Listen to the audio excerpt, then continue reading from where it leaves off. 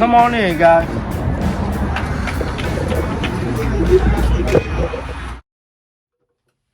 Alrighty, guys, it's your boy John the Liquidator here, coming back with another video. I'm gonna start this video off by saying R.I.P. to my stepfather.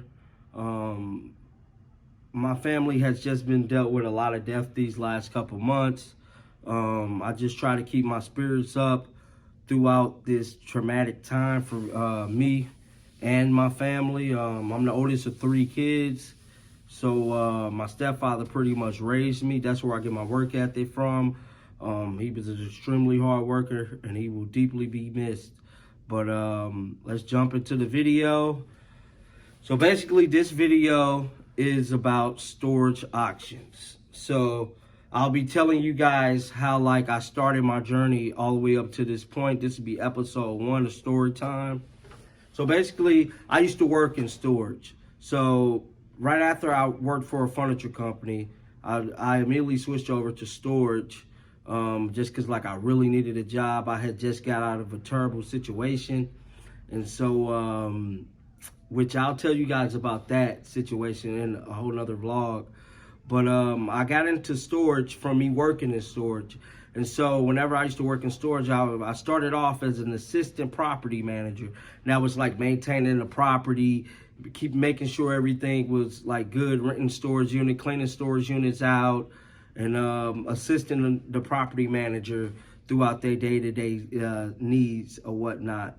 So I got into the selling furniture entirely was from people used to always move out and leave stuff, and we used to just throw stuff away all the time. I mean, like nice looking couches, beds, mattresses, it didn't matter what it was, TVs, and we'll just throw it in a dumpster. And so there was a guy, my coworker, gentleman by the name of Mr. Williams. I'll just call him Mr. Williams. And he used to keep all the stuff. And I used to be like, Mr. Williams, what is you doing with all this stuff? You know, you got 3-4 units full of stuff piled up to the ceiling. It's just all man, I'm hoping to sell it all one day. I just hate to see stuff getting thrown out. And then that's when a light bulb, ding, went off in my head. You know what? You got a good point, man. You know, just seeing all the stuff get thrown away is bad. So from that point on, anytime somebody threw something away that was good, I was all man, I'm going to keep it.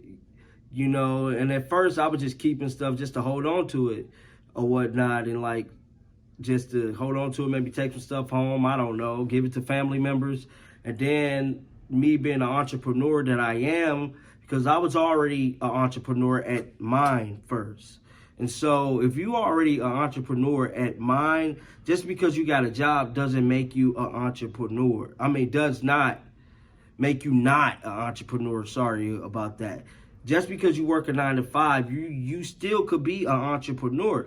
You can use that job to leverage funding to start your dreams. But you got to be willing to let go of the job and not be comfortable in that situation, getting paid time off, getting a 2 weeks paycheck, steady income coming in. Because becoming an entrepreneur, you're going to lose a lot of money before you make a lot of money, unless you're just truly blessed and got a 1% chance in doing that, which it can be done. I'm not here to say that it can't, but typically it takes years and years and years. It took me 7 years to get to where I'm at. But back to the story. And so I was keeping all the stuff. And so this one, OfferUp, I don't know if anybody familiar with OfferUp and Let Go, first came out. This is way before Facebook ever even had a marketplace. And Craigslist. And so I would take items and I would post them on Craigslist. And so I sold my first couch and I was like, wow. You know, I got $300 off a couch while I'm sitting here at work. This might be a good thing. And then I didn't do it all the time because it was kind of a conflict of interest with my job. They didn't really like the fact that I was selling stuff on the clock, which I shouldn't have been selling stuff on the clock, but I was just thinking about just making it sell. It's not going to take too long. We slow anyways. So let me just go ahead and make the sale. And so from that point on, I was just selling stuff on break. I was selling stuff on the weekends whenever I was over the shop. And eventually I had built up a nice clientele base, and I got my first cars made through Vistaprint. So like I would have like their cars up there, and then my cars up. That's my son screaming. And then like my cars would be right next to their cars, and they was kind of mad about that too. But like that's how I was with the entrepreneurship stuff. And so like from that point on, I started going to storage auctions. And so I couldn't go to the storage auctions to where I was employed at, 'cause it was conflict of interest again. So I reached out to other storage companies, and like I figured out how they did their auctions. And so this is way before like it was a thing called online auctions. Online auction like your storageauction.com, your storage treasures and stuff like that. They used to put the storage auctions in your local paper, which I think some companies still do, but I don't know how stuff is with COVID.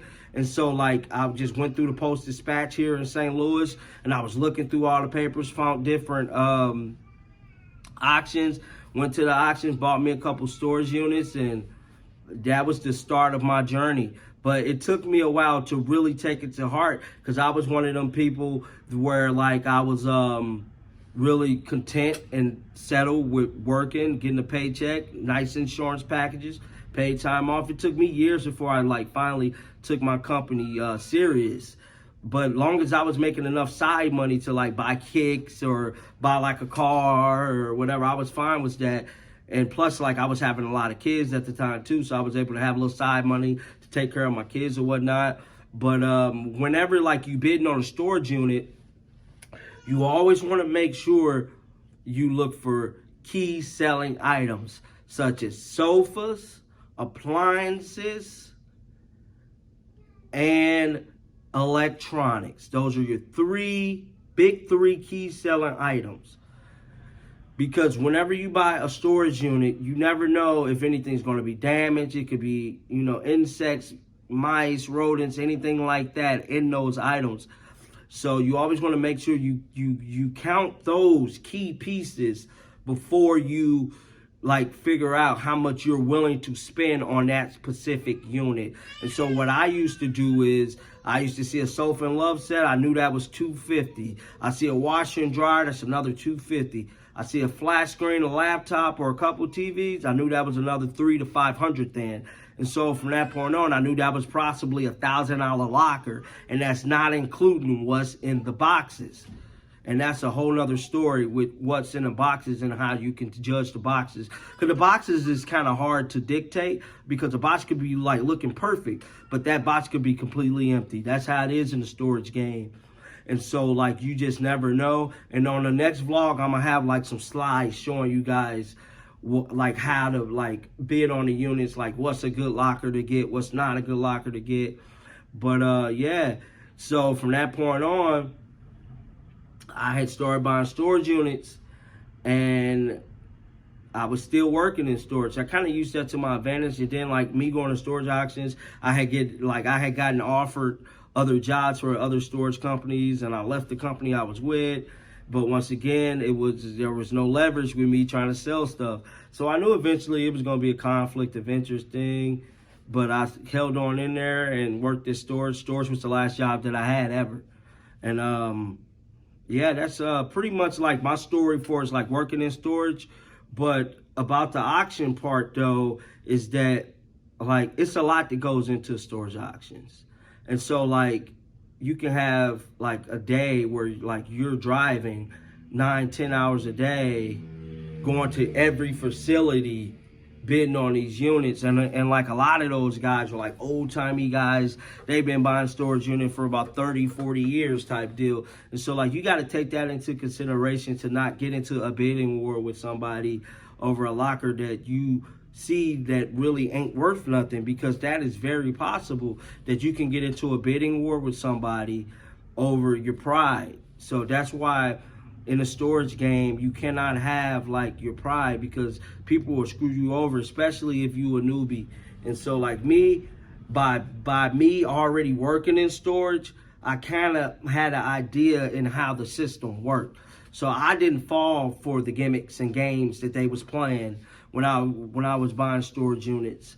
But that's where I met my first liquidator guy. You remember in a couple of vlogs ago, I told you I met the guy out in another part of the city here, and I started buying pallets from him. Well, that's how I met that guy, was at storage auctions, which like he had a lot of stuff going on. Like he was doing liquidation, then he was doing storage auctions on the side at his auction house. But that's how I met him, was at the storage auctions. But yeah, so from that point on, the rest is history. And that's pretty much it, guys. Next vlog, I'll be touching base with you guys in a part 2 to buying storage units. But that's pretty much it. Like I say, every video, the more you guys share the video, the more the channel grow, the more I can give back to you guys, because I love giving back.